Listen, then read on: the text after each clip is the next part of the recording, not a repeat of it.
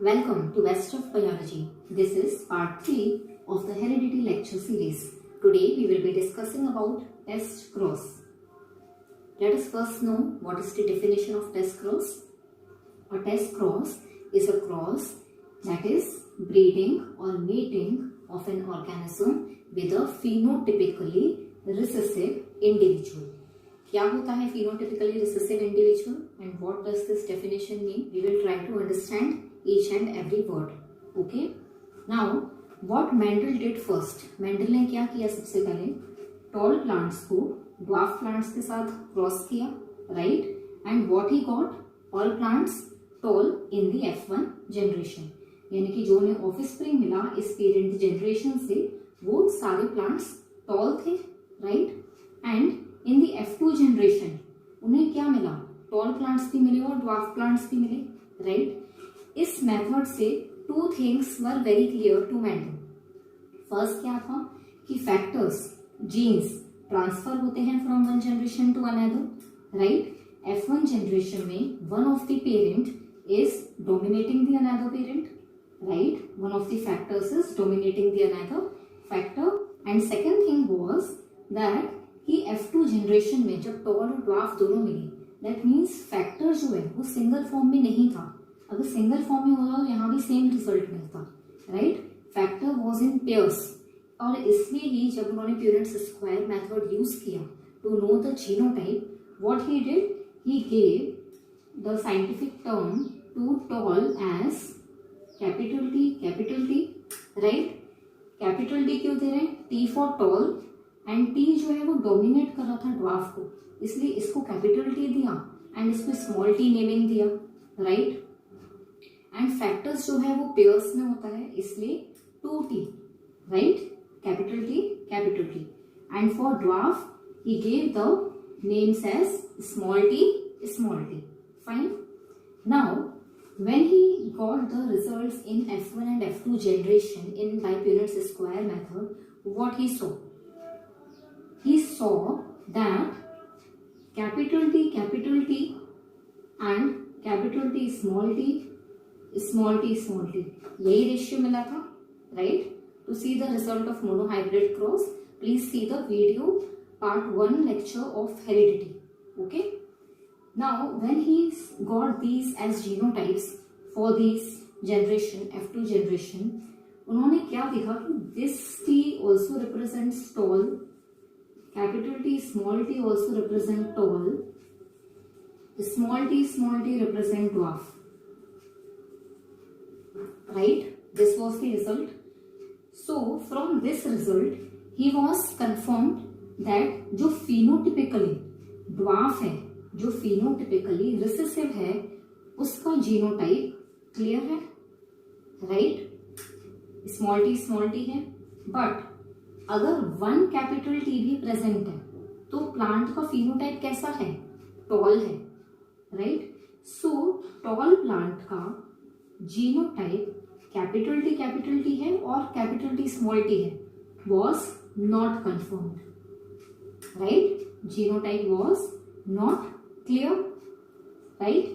So scientist Mendel devised a cross, एक method device किया, एक क्रॉस डिवाइस किया जिसके थ्रू किसी ऑर्गेनिज्म का जाइगोसिटी पता चले, जीनोटाइप पता चले, दैट इज जाइगोसिटी पता चले. जाइगोसिटी मतलब नेचर ऑफ जाइगोट, कि वो होमोजाइगस है या हेटेरोजाइगस है.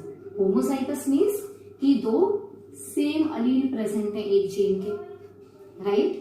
And heterozygous means different alleles present है.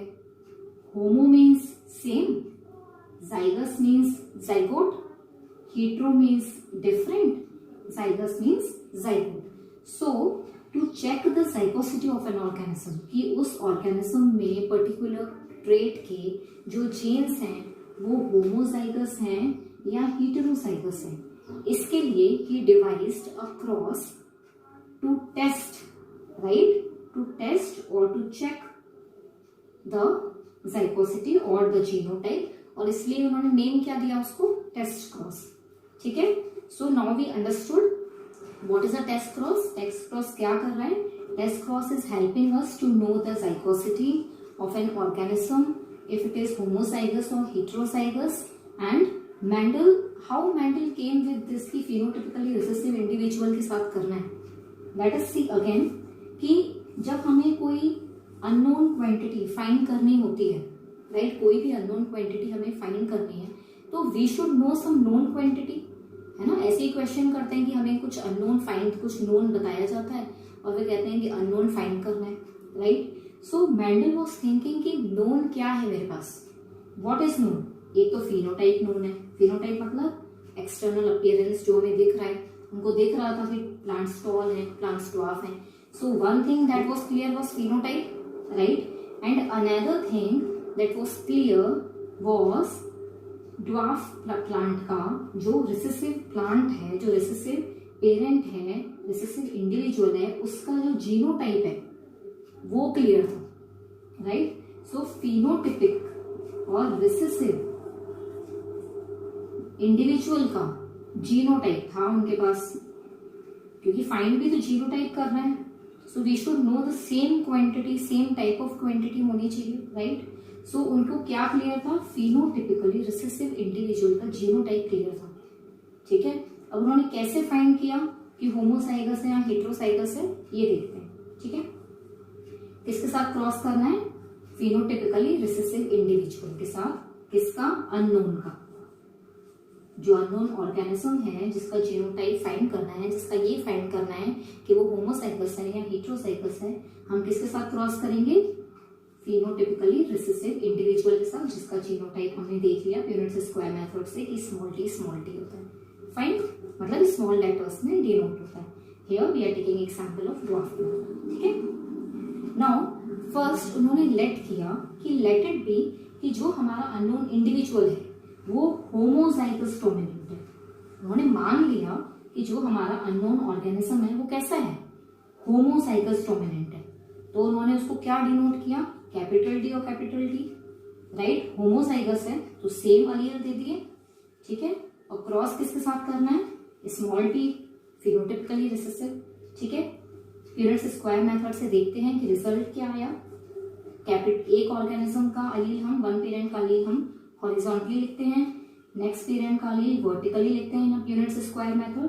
फाइंड कैसे करते हैं, 1 T from here, 1 from here, capital T small T, capital T small T, capital T small T and capital T small T. ठीक है. क्या रिजल्ट मिला उन्हें, ऑल प्लांट्स वर toll. एक कैपिटल टी है, अगर एक भी कैपिटल टी प्रेजेंट होगा तो प्लांट कैसा होगा, प्लांट होगा टॉल. ठीक है. अगर एक भी डोमिनेंट अलील प्रेजेंट है तो वही एक्सप्रेस करेगा. Dominant is expressive, right.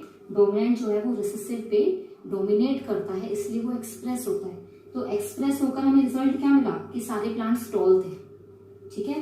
तो उन्होंने एक रिजल्ट निकाला कि सारे प्लांट्स जब टॉल होंगे इन अ टेस्ट क्रॉस तो वो ऑर्गेनिज्म कैसा होगा, होमोजाइगस डोमिनेंट होगा. अगर टेस्ट क्रॉस के रिजल्ट में सारे प्लांट्स टॉल आ गए तो जो ऑर्गेनिज्म है हमारा अननोन वो होमोजाइगस डोमिनेंट है. ठीक है. सेकेंड केस में उन्होंने ये मान लिया कि जो अननोन ऑर्गेनिज्म है वो हेटेरोजाइगस डोमिनेंट है. हेटेरोजाइगस डोमिनेंट है मतलब उसके पास एक अलील कैपिटल टी है लेकिन हेटेरो है, तो दूसरा टी डिफरेंट है, दूसरा अलील डिफरेंट है, यानी कैपिटल टी स्मॉल टी उन्होंने जीनोटाइप लिया. Fine. And phenotypically recessive parent के साथ उसने क्रॉस किया. Again by Punnett square method. देखें रिजल्ट क्या आया, capital T cross with small T small T. एक रिजल्ट आया capital T small T, right. Small T capital T small T and small T from here, small T from here. क्या result मिल रहा है, यहाँ पे है दो कैपिटल टी, मतलब 2 parents were tall and 2 offspring were tall and 2 offspring were dwarf. मतलब 50% वर टॉल, 50% वर ड्वार्फ. ठीक है. तो उनको ये समझ में आया कि when the result of a test cross is 50-50, right. 50% जो है वो डोमिनेंट है और 50% जो है वो रिसेसिव है, तो हमारा जो अननोन ऑर्गेनिज्म था वो हेटेरोजाइगस डोमिनेंट है. ठीक है. I think it is very clear now. ठीक है, और डेफिनेशन भी हमें बहुत अच्छी समझ में आ गई. There is no need to cram. First thing कि क्या होता है test cross. Test cross is used to identify, to check, to test the organism for its zygosity, and we cross the individual with the phenotypically recessive organism. ठीक है. Next important thing is it is asked in exams that कि test cross, what is the ratio of a heterozygote in a test cross. So ratio is 1:1. This ratio is important from exam point of view. ठीक है, ये पूछा जाता है कि हेटेरोजाइगोट अगर individual है तो what is the ratio obtained in test cross. ठीक है, सो आंसर विल बी 1:1. क्यों? क्योंकि 50% टॉल, 50% ड्वार्फ, 50% डोमिनेंट, 50% रिसेसिव हमारा रिजल्ट होता है. ठीक है, I think test cross is very